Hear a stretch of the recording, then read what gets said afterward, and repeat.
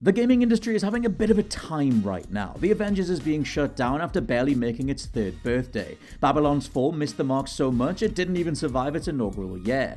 Halo's future is incredibly rocky after over 10,000 people were laid off by Microsoft, affecting 343 Industries directly, and Ubisoft have cancelled 7 games at time of recording, seemingly putting all their eggs in the basket of Skull and Bones, which also got delayed. Making a video game is no small feat. The creative and technical requirements that come with making something good or fun only really take shape in the final few months, and getting there at all is fraught with boardroom meetings, test audience feedback, trend chasing, bucket loads of doubt, and constant financial pressure. For some IPs, and many of the following are ones that I love, for whatever reason they just can't catch a break. I'm Scott from WhatCulture.com, and these are 7 video game franchises that always get it wrong. Number 7. Tony Hawk's Pro Skater. For a certain demographic, the Tony Hawk Pro Skater games were why professional skateboarder became a popular career aspiration across the mid-2000s. Sadly though, Activision started wanting annual releases, and this once-winning formula had to go to increasingly strange and experimental lengths to keep up. Starting with Tony Hawk's Downhill Jam, a strange 2006 racing title, the series would rack up a long list of entries that all seemed to insist on being unlike what gamers had come to know the franchise for. The best example of Activision not understanding what was needed for the series was 2012's Tony Hawk's Pro Skater HD. An arcade-style remake designed to modernize the feel of the first few entries in the franchise, the game felt incredibly lackluster and was delisted from Steam in 2017. The less said about Tony Hawk's Pro Skater 5 the better, and yes, we did finally get 2 immaculate remakes of Pro Skater 1 and 2 in 2020. However, just when things were looking up, it was revealed that developers Vicarious Visions would be merging with Blizzard, and no further remasters would be on the horizon. Another reminder that Activision still don't really know what the hell they're doing with this IP. Number 6. The Mario Sports titles. Super Mario Kart did the impossible and showed the gaming world that their favorite mascots would be able to shift thousands of units outside the genre they're known for. Gamers that would never have considered picking up certain genres now would, just because they had Mario and friends on the cover. The Mario Sports franchise, or whatever the hell we're calling it, has then been a story of undervaluing the games people have always loved, whilst flogging the living hell out of the ones they don't. For examples, there have been 16 Mario Tennis and Golf games in total, but only 6 Strikers or baseball games combined. The sports franchise is often used as a way for Nintendo to capitalize on holiday sales too, without ever having to put any real effort into making a game that is actually finished, only releasing various amounts of DLC, patches, and additional content afterwards. Mario Sports Mix only featured 4 playable sports, Mario Tennis Ultra Smash only featured 1 court to play on, Mario Strikers Battle League only came with 10 playable characters and no real campaign, with Mario Golf Super Rush having a supremely bare-bones campaign. Nintendo always seemed to avoid a full-on revolt around reused characters and mechanics, but the latest set of Mario sports games on Switch were notably undercooked. Number 5. Resident Evil. This one's interesting. As being a lifelong Resident Evil fan, I just want to talk about some of the worst impulses of the franchise that repeatedly crop up. First though, some history on how this conversation came about. Coming off one of the most defining releases of the 2000s in Resident Evil 4, Capcom made the decision to strip Resident Evil of its survival horror roots and gothic settings, in favor of increasingly action-packed cinematic entries for RE5 and RE6. Whilst they sold surprisingly well, essentially chasing the Gears of War trend, many fans view RE6 as the worst point in the IP's history, and a game emblematic of giant over-mutated creatures replacing genuine tension, scares, or even engaging gameplay. All of this threw Capcom into a 5-year rethink, resulting in Resident Evil 7 Biohazard.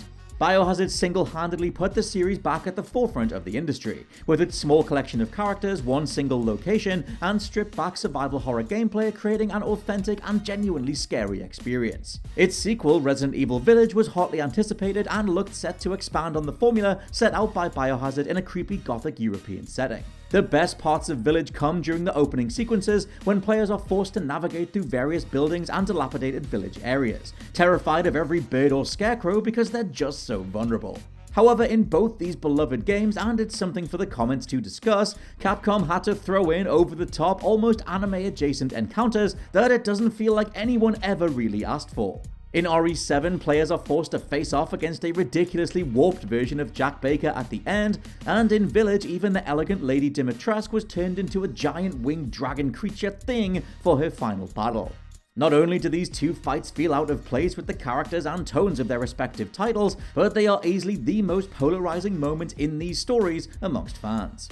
Number 4. Castlevania. Bursting onto the NES, Castlevania has been entrenched in the video game industry for over 35 years. Like Mega Man, the series garnered a solid reputation amongst gamers for its grueling difficulty, but sadly Konami would lose sight of its gothic side-scrolling roots the longer the series went on.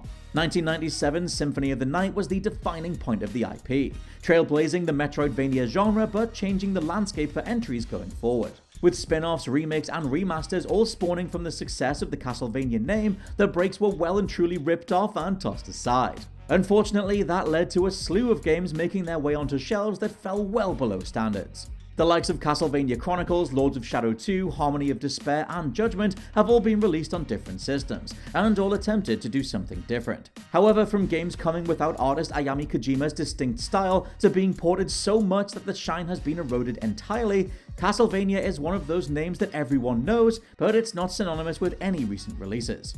Number 3. Assassin's Creed. Remember when Assassin's Creed was the one game everyone loved? With the release of Assassin's Creed Brotherhood in 2010, Ubisoft boasted a franchise that sold well, was received well, and pioneered the way in which video games were marketed online. However, from that entry onwards, it's been a frustrating process of hit or miss games that have failed to match the magic of the franchise's heyday. Ubisoft's rigid approach to one main entry being released annually led to games like Assassin's Creed Revelations, AC3, Unity, and Syndicate all hitting shelves and being painfully lacking in original content, with a genuinely unhealthy amount of bugs. This increasingly lukewarm reception led to Ubisoft reassessing their annual release model, with a soft reboot in Assassin's Creed Origins. Origins went full Witcher 3 and introduced more RPG elements, feeling fresh enough, but immediately Ubisoft followed up with supremely bloated similar titles in Assassin's Creed Odyssey and Valhalla, deflating the momentum all over again.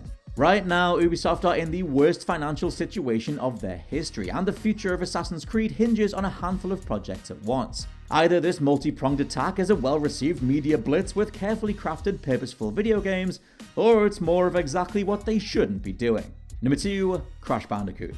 It's hard to remember now he's lost in random third-party arena battlers, but Crash Bandicoot was the face of PlayStation across the 90s, with the first 3 entries in the franchise cementing the mascot as one of the true greats. It's something Crash Bandicoot 4 beautifully tapped back into in 2020, but that came after a stupid amount of mediocre releases. 2001's Wrath of Cortex was the first instance of a Crash game not being acclaimed at release. The game was criticized for playing things too safe, leading to Twinsanity, Crash of the Titans, and Mind Over Mutants changing so much they barely felt like Crash games at all. Development swapped hands frequently, which, coupled with the constant switch-ups in tone and direction, meant actually making these games became huge tasks, often completed with a slew of cut content and various technical problems. After nearly a decade without a new entry at the time, in came the remade Insane Trilogy and Crash 4 It's About Time. Both are recommendable, and the latter is way up there with Crash 2, provided you're not going for that 104% completion, but in comes Activision yet again,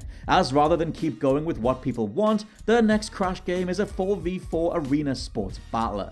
It's as disappointing as it sounds. And number 1, Sonic the Hedgehog. If there were ever a TED Talk on how to continually ruin one of the most legendary characters of all time, Sega would surely be in the running as keynote speaker. At one point legitimately seen as a solid competitor to Nintendo and Super Mario, the early Sonic the Hedgehog titles were always the game's cooler older brothers played. Filled with blisteringly fast levels and endless 90s attitude, Sega's mascot absolutely dominated.